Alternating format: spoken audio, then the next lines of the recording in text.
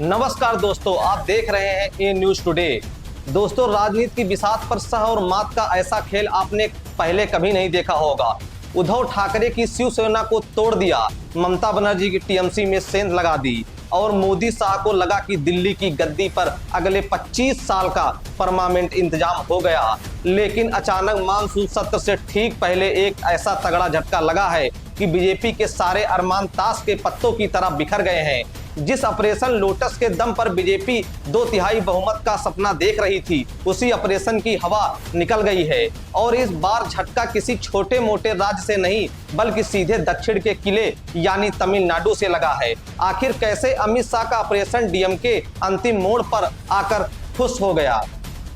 कैसे 22 सांसदों वाली डीएमके ने एन वक्त पर यू टर्न लेकर मोदी सरकार की नींव हिला दी है? और पर्दे के पीछे चंद्रबाबू नायडू ने ऐसा कौन सा खेल कर दिया है जिससे बीजेपी का अब सबसे बड़ा मास्टर प्लान ऑपरेशन परिसीमन एक झटके में मटिया मोल हो गया है?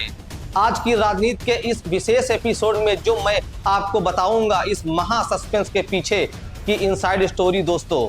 दोस्तों, कहानी की शुरुआत होती है संसद के आगामी मानसून सत्र की तैयारियों से। पिछले सत्र में सरकार ने परिसीमन बिल पास कराने की पूरी कोशिश की थी, लेकिन राहुल गांधी के नेतृत्व में इंडिया गठबंधन ने उसे रोक दिया था। तब तमिलनाडु में चुनाव नहीं हुए थे और डीएमके पूरी तरह विपक्ष के साथ खड़ी थी। लेकिन हालिया दिनों में स्थितियां बदली। तमिलनाडु के चुनावी नतीजों के बाद बीजेपी को लगा कि डीएमके इस वक्त कमजोर है और दबाव में है। दिल्ली के सियासी गलियारों में यह खबर पक्की मान ली गई थी कि डीएमके के बीच एमके स्टालिन और बीजेपी के बीच डील डन हो चुकी है। बीजेपी का गणित बिल्कुल साफ था। टीएमसी और शिवसेना उद्धव गुट में टूट के बाद बीजेपी धीरे धीरे संसद में 2/3 बहुमत की तरफ बढ़ रही थी। उन्हें सिर्फ 22 और सांसदों की जरूरत थी। अगर लोकसभा में डीएमके के 22 सांसद बिल के पक्ष में वोट कर देते या सिर्फ वोटिंग के वक्त संसद से वॉकआउट मतलब कि गैर हाजिर भी हो जाते, तो मोदी सरकार का काम आसान हो जाता। अमित शाह का ऑपरेशन लोटस इस खेल को सेट कर चुका था, लेकिन तभी हुआ वो चमत्कारी यू टर्न जिसने पूरी बाजी पलट दी। अब आप सोच रहे होंगे कि अचानक ऐसा क्या हुआ कि डीएमके ने पासा पलट दिया। दोस्तों, पहली नजर में इस पर यकीन करना मुश्किल है, लेकिन इस खेल के पीछे जो सबसे बड़ा नाम सामने आ रहा है वो है चंद्रबाबू नायडू का। आंध्र प्रदेश की सियासत और परिसीमन के खतरे को भांपते हुए नायडू ने अंदर खाने एक ऐसी चाल चली जिसने राहुल गांधी और थलपति विजय को एक धरातल पर सोचने के लिए मजबूर कर दिया। केंद्र सरकार की मंशा को भांपते हुए विपक्ष ने तमिलनाडु में बेहद खामोशी से अपनी बिसात बिछाई। तमिलनाडु में राजनीतिक समीकरण बदले। वहां थलपति विजय की पार्टी टीबीके और कांग्रेस के गठबंधन से विजय मुख्यमंत्री बनने में सफल रहे, जिससे डीएमके सत्ता से बाहर हो गई। स्टालिन और थलपति विजय के बीच 36 का आंकड़ा, यानी 36 नहीं, छत्तीसगढ़िया स्टाइल में 36 का आंकड़ा माना जाता है।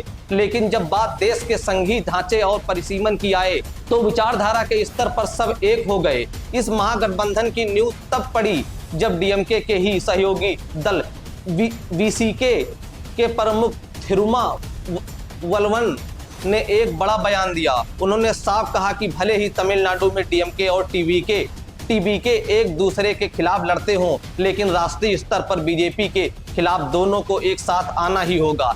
जैसे ही यह बयान आया, कांग्रेस ने तुरंत इसका समर्थन कर दिया।